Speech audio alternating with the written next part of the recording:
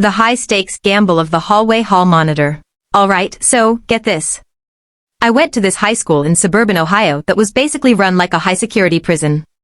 The administration was obsessed with order, and they came up with this absolute nightmare of a policy, the no-movement mandate.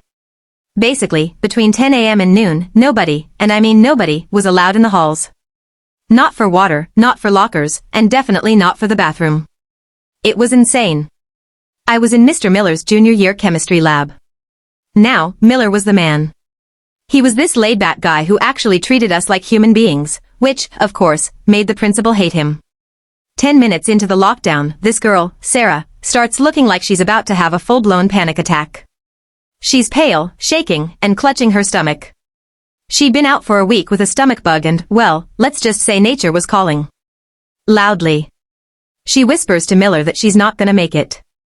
Miller looks at the door, then at the security camera in the hall, and you could just see the gears turning. He knew if he let her out, the principal would use it as an excuse to finally kick him to the curb.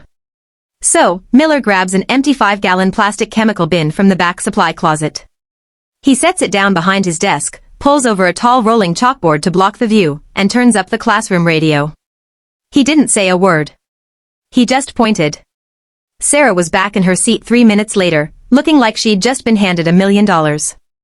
We all thought he was a legend. A total hero.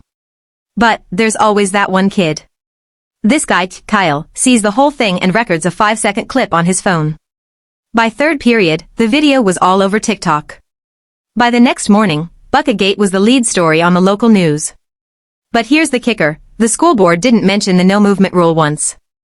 They just framed it as Miller being unprofessional. They fired him before the sun went down. It's just wild, man. Miller lost his entire career just to save a kid from the worst embarrassment of her life, while the people who made the rule? They got promoted. Welcome to the American education system, I guess.